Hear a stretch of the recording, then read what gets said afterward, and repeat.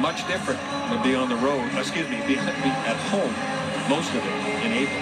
Well, it's going to be a fun stretch drive for sure. I feel like the Lightning haven't really been at home. They were home that much for December. First round's always January, probably. So yeah, Barney Hills, they're going to be on the road a lot in March.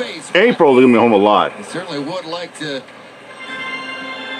get a favorable seeding position in that first round.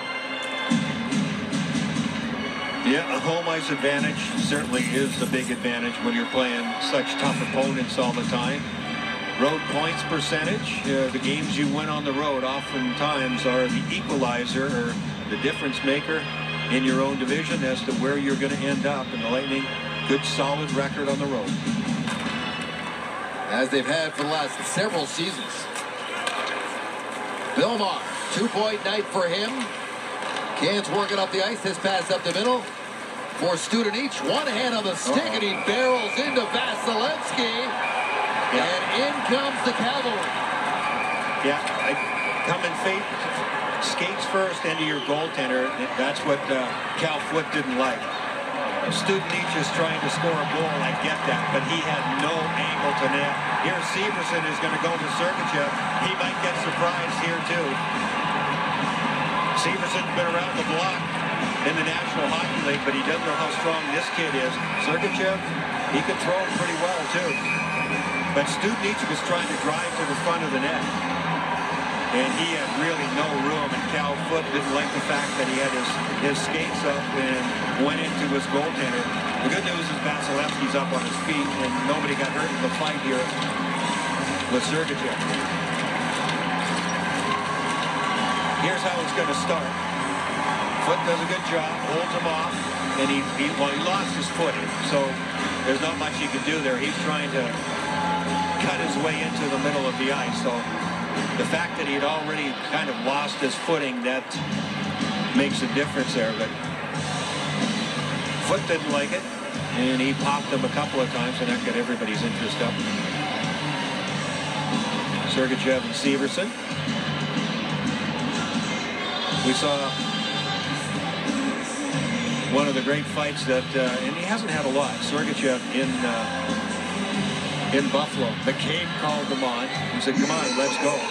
And he found out just how good a fighter Sergachev was. He really gave it to him. You've referenced that several times since I started working with you, and how important it was for the next step for Sergachev in terms of what he can bring in all aspects of his game. Yeah, Sergey's a very physical guy. He's in terrific shape. I think he's had a man's body since he was 18 years old. But you got to prove yourself in the NHL, and that sometimes comes down to you got to drop the mitt sometimes. And Sergachev definitely proved himself there, and you could see that his own self-worth changed after that fight with McCabe. And he wasn't shy about dropping him with Severson here. It looks like they've cleared the decks and sent everybody to their rooms, which makes sense, but only $1.24 left in this game. Foote is going to end up with the extra 2. This is going to be a Devils power play with, as you say, 1:24 still remaining on the clock. But clearly the Devils are more than frustrated. They don't play again until next week either. And they probably thought they had a good thing going here, but the champs had other thoughts.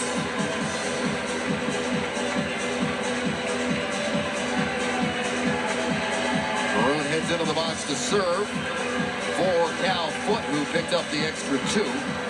But doesn't this game just really show you what the Lightning can do when they get it going? They played poorly for the first period, and Alex Killorn said the first half of the game we were lousy. And then when they get it going, they get that spark, and the next thing you know, man, they turn the tables so hard on you. And next thing you know, you were just chasing them everywhere, and that was the epitome of it. They don't need many chances to score, and that showed as well. We mentioned the first 2 meetings at Amalie Arena between these two teams. They were close. There was a 5-3 game with an empty netter, and the last meeting was a 1-goal game. And this one was close after 2 periods, 3-3, before Tampa Bay took off. And they are going to make it back-to-back wins after the win at Arizona. As they finish up this trio of games, these were all rescheduled games, Colorado and Arizona, and then this one against the Devils. Inside the line, Mercer gets it up to Hughes. Hughes trying to put up. Yeah, there've been quite a few games that have been rescheduled, like some were like after Christmas break to some January. Joseph looking for one more stop. Matthew Joseph, who does have a couple of shorthanded goals this season. Into the final minute now. Jack Hughes puts it back to Smith. Hughes again, trying to cross that speed. Hischier to Zacha, his drive. That hits McDonough. That hurt. He's feeling that one right now, their top shot blocker. Another cross-side feed. That's going to sting. Yeah, that's a block shot. Gathers it. Nico Hischier up high. Prudential Center, Newark, New Jersey. As the Devils throw it Dave Randolph, Brian Inga, one more shot is Gabby Shirley. Out of play with just under 10 seconds remaining, Brian. Looks like Ryan McDonough's all right.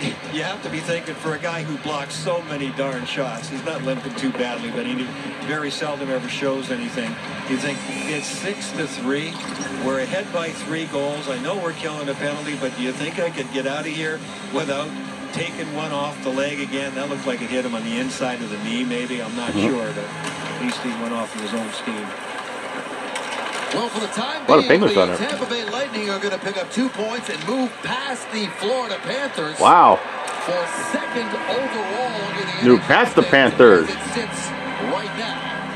And they are going to take these 2 points as they score 5 straight against the Devils and